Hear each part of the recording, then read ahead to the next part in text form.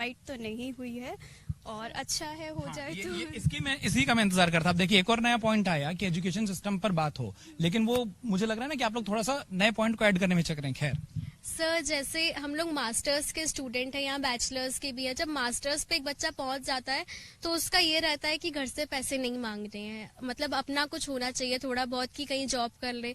अब हमारे लिए ये पॉसिबल नहीं हो पाता है क्योंकि हमें अटेंडेंस भी चाहिए।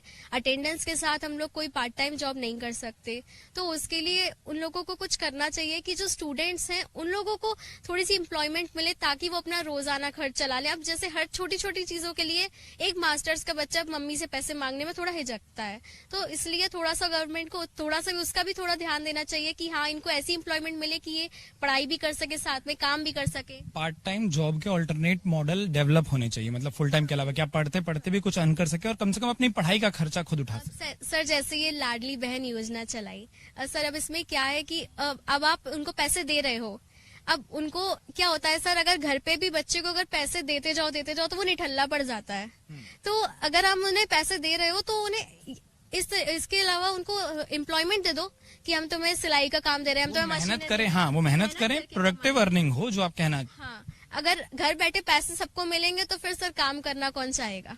और मैं वापस कह रहा हूँ, मैं इस बात को मैं हमेशा मानता हूँ क्योंकि जो बहुत सारी बहस होती है ना फ्रीबीज बनाम कुछ की, लेकिन हाँ ये बात सबसे बेहतर है कि आप सक्षम बनाइए लोगों को कि वो अर्न करें और फिर वो अपनी जो जरूरतें आप भी ऐड करना। आपके पास आता हूँ, आप उस वर्ग से आती हैं जिसमें भविष्य में आपसे दो तरीके के सवाल होंगे कि महिलाओं को लेकर आपको क्या लगता है कि क्या चीजें नहीं आई, और उसका ये भी पूछा जाएगा कि बतौर युवा भी क्या लगता है क्या चीजें नहीं आई। आपको लगता है कि पॉलिटिकल पार्टियां युवा वर्ग पर ध्यान देती हैं, उनका जो पूरा मैनिफेस्टो होता है वो सोचकर बनता है?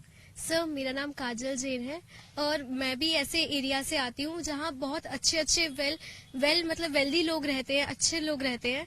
बट अब मैं थोड़े आउटर एरिया से आती हूँ, वहाँ पे हमें घाटी क्रॉस करके जाना होता है। वहाँ जीएसटी ऑफिस भी है, कलेक्ट्रेट है, हाई कोर्ट भी नया बन रहा है और सारी फैसिलिटीज है, बट वहाँ पे स्ट्रीट लाइट्स ही नहीं है। वो घाटी ऐसी है कि अगर आप रात में वहाँ पे जाएंगे तो सामने अगर आपके इंसान आ जाएगा तो आपका एक्सीडेंट पक्का है। और घाटी से उतरते टाइम भी, और जब हम जीएसटी ऑफिस जाते हैं तो वहाँ पे बस छोटी छोटी स्टॉल्स है, रेस्टोरेंट्स है, तो वहाँ के उनकी लाइट्स के द्वारा ही काम चल जाता है, बाकी फिर काम नहीं चलेगा हमारा। उसमें भी हम लोगों को वहाँ की चीजें थोड़ा सा दिक्कत होती है। पर क्या होता है ना कि अब मोदी जी आए, जैसे अब मोदी जी यहाँ इसी एरिया में आए तो यहाँ की रोडें, अच्छी रोडें तोड़ के फिर से नहीं बना दी। बट अगर मोदी जी शायद हमारे उस एरिया में भी आते तो वहाँ की रोड और वहाँ पे स्ट्रीट लाइट्स लग जाती। तो ये है कि वहाँ पर भी आई है तो वहाँ का भी देखिए, हमेशा छोटी जगह ना देखिए, बड़ी भी देखिए, वहाँ पे भी दिक्कतें होती है।